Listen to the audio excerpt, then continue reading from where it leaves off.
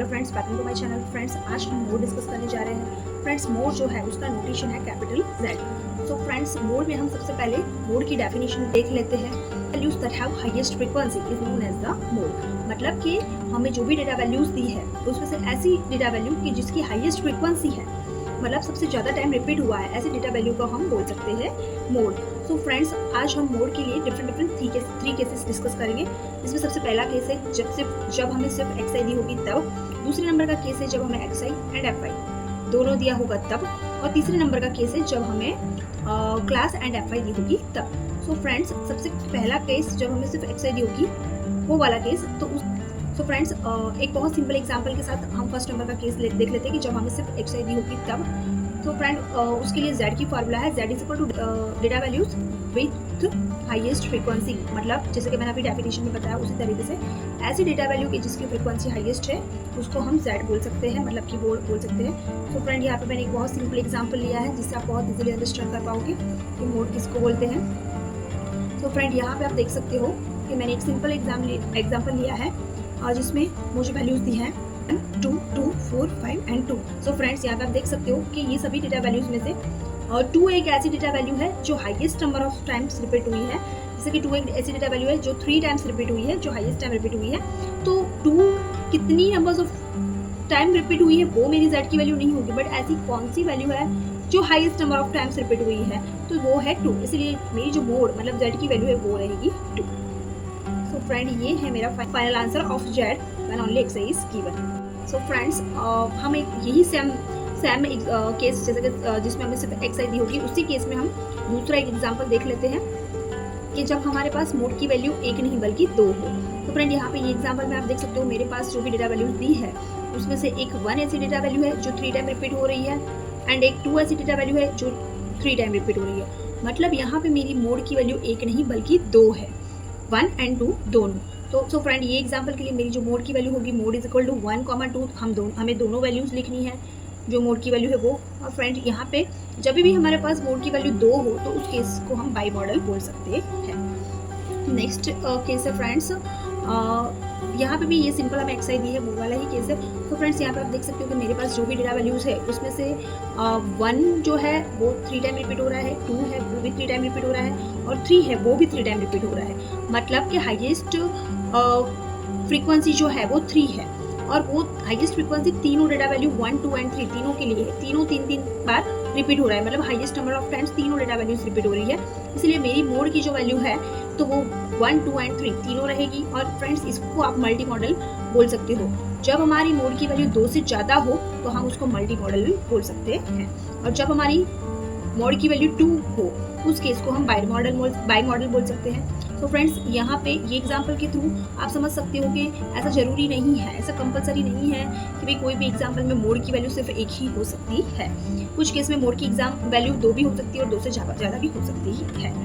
तो I hope so friend, ये example आपको बहुत इजीली अच्छे से समझ में आया होगा। सो नाउ फ्रेंड्स, हम केस नंबर 2 देख लेते हैं कि जिसमें हमें XI एंड FI दोनों दिए हुए हैं और मुझे Z की वैल्यू फाइंड करनी है, मतलब कि मोड की वैल्यू फाइंड करनी है। फ्रेंड्स, ये केस में भी मेरी जो Z की फॉर्मूला है वो सेम ही रहेगी, data value with highest frequency. But friends, यहाँ पे ये एग्जांपल में आप देख सकते हो कि मुझे XI की वैल्यू भी दी है, FI की वैल्यू दी है। मतलब 1 है वो 5 टाइम रिपीट हो रहा है, 2 4 टाइम, 3 टाइम रिपीट हो रहा है, 4 2 टाइम रिपीट हो रहा है एंड 5 1 टाइम रिपीट हो रहा है। फ्रेंड्स, ये जो FI है, FI का मतलब होता है फ्रीक्वेंसी का मतलब अल्टीमेटली वही होता है कि ये वैल्यूज कितनी बार रिपीट हुई है, वो हम टेबल फॉर्मेट में रिप्रेजेंट करते हैं। तो फ्रेंड्स, यहाँ पे हमें जो भी XI दी है वो हमने एज इट इज लिख दिया है, FI जो हमें दी है उस पर्टिकुलर XI के लिए वो भी हमने लिख दिया है। अब हमें फ्रेंड्स ये देखना है कि ऐसी कौन सी पर्टिकुलर XI है मेरे पास कि जिसके लिए फ्रीक्वेंसी मतलब FI हाईएस्ट है। So friend, according to this example आप देख सकते हो कि 1 एक ऐसी डेटा वैल्यू है कि जिसकी फ्रीक्वेंसी हाईएस्ट है जो है 5। इसीलिए फ्रेंड्स 5 मेरा Z का वैल्यू नहीं होगा, बल्कि उसके लिए वो पर्टिकुलर FI जो हाईएस्ट है उसके लिए की जो XI है that will be my mode. तो फ्रेंड, ये पर्टिकुलर एग्जांपल के लिए मेरी जो Z की वैल्यू है वो होगी 1। फ्रेंड्स, लास्ट केस हम देख लेते हैं मोड के लिए। जब हमें क्लास एंड FI दोनों दिया होगा उस केस में हमें मोड कैसे फाइंड करना है। तो फ्रेंड, क्लास एंड FI जो दिया होगा उस केस के लिए सो फ्रेंड, अगर आप GTU का सिलेबस फॉलो कर रहे हो, जैसे कि आप MCA कर रहे हो GTU के अंदर या MBA कर रहे हो GTU के अंदर, या फ्रेंड इन शॉर्ट आप GTU में के अंडर गुजरात टेक्नोलॉजिकल यूनिवर्सिटी के अंडर कोई भी ऐसा कोर्स कर रहे हो कि जिसमें आपकी जो टेक्स्ट बुक है वो कैन ब्लैक है, कैन ब्लैक करके जो ऑथर है उनकी बुक आपके सिलेबस में है, तो फ्रेंड दैट के लिए जो आपकी फार्मूला है according to can black book mid point of the model class. So friends, आपने देखा होगा कि आप जब 12th में पढ़ रहे होगे तब आपने एक फार्मूला देखा होगा z का, z is equal to l plus f1 minus f0 divide by 2f1 minus f0 minus f2 into C. इस तरह का एक फार्मूला था।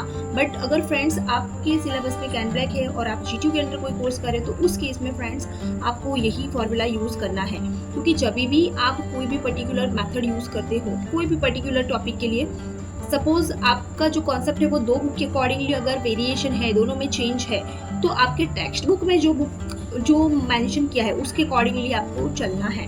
तो आपकी जो टेक्स्ट बुक है GTU के अंदर जो कोर्स चल रहा है, MCA है या इंटीग्रेटेड MCA है, उसमें कैन ब्लैक बुक है। तो फ्रेंड उसमें ये जेड की ये फार्मूला मेंशन की है और वही फार्मूला आपको फॉलो करना है।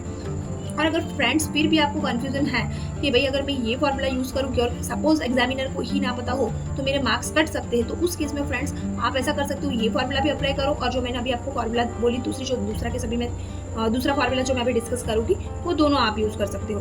Choice is yours. तो फ्रेंड यहाँ पे आप देख सकते हो कि मुझे यहाँ पे क्लासेस दी है और फ्रीक्वेंसीज दी हुई है। सो फ्रेंड यहाँ पे जो क्लासेस दी है वो मैंने एज इट इज़ लिख दी है, फ्रीक्वेंसी जो दी है वो पर्टिकुलर क्लास के लिए मैंने एज इट इज़ लिख दी है।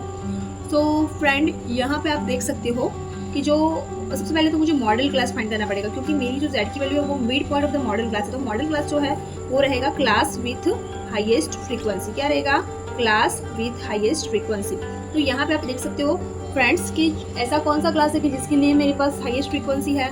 तो फ्रेंड वो हाईएस्ट फ्रीक्वेंसी है मेरी 25, मतलब हाईएस्ट फ्रीक्वेंसी मेरी 25 और वो फ्रीक्वेंसी कौन से क्लास के लिए? 20 to 25 क्लास के लिए।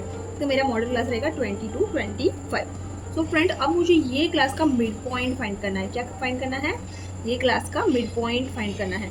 So friend mid point find करने के लिए हमें करना है lower limit plus upper limit divide by 2। तो यहाँ पे आप देख सकते हो कि model class is class with highest frequency. तो मेरा जो 25 फ्रीक्वेंसी है उसके लिए जो क्लास है वो मेरा मॉडल क्लास होगा, that will be 20 to 25। And z की जो मेरी वैल्यू है वो है mid point of the model class, मतलब कि मुझे लोअर लिमिट करना है plus upper limit divide by 2। तो 20 प्लस 25 डिवाइड बाई 2 करना है, मतलब 45 डिवाइड बाई 2।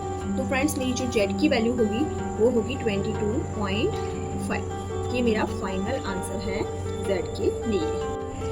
सो फ्रेंड अब हम वो एग्जाम्पल देख लेते हैं कि जो हम पहले फॉलो करते आ रहे थे, वाला जो फार्मूला हम यूज़ करते आ रहे थे वो वाला केस देख लेते हैं। सो फ्रेंड यहाँ पे आप देख सकते हो मुझे क्लासेस दी है, फ्रीक्वेंसी दी है। सो फ्रेंड यहाँ पे भी मेरा मॉडल क्लास जो है उसका फार्मूला सेम रहेगा, क्लास विथ हाईएस्ट फ्रीक्वेंसी।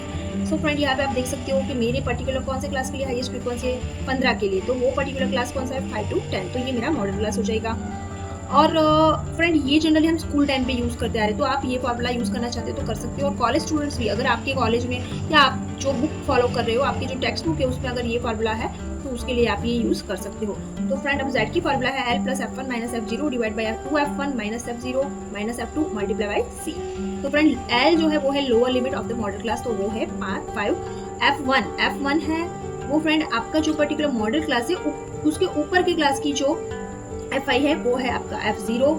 जो आपका मॉडल क्लास है वो क्लास की fi है वो आपका f1, और मॉडल क्लास के नीचे की क्लास की जो fi है वो है आपका f2। So friend according to this example आप देख सकते हो कि मेरी आपकी f1 की वैल्यू है 15, f0 की वैल्यू है 5 एंड f2 की वैल्यू है 10। तो इस तरह से फ्रेंड आपको वैल्यूज मिल रही है और आपको सिंपली इसका सिंप्लीफिकेशन करना है अब।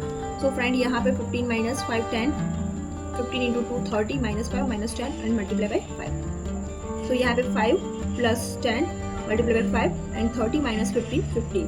तो फ्रेंड यहाँ पे 5 प्लस 10 डिवाइड बाई 15 इंटू 5। तो फ्रेंड अब यहाँ पे 5 10 इंटू 5 50 डिवाइड बाई 15। तो यहाँ पे 5 as it is 50 divide by 15 that is 3.33। और इस तरह से फ्रेंड जो मोड की वैल्यू है वो आपको मिल रही है z.8.33। तो आई होप सो फ्रेंड्स आपको ये वीडियो बहुत ही हेल्पफुल रहा होगा और इंटरेस्टिंग भी लगा होगा। So friends, you can share it with your friends and relatives if you really find it helpful. So friends, please like and share the videos and do subscribe the channel for more interesting videos. Thank you for watching guys.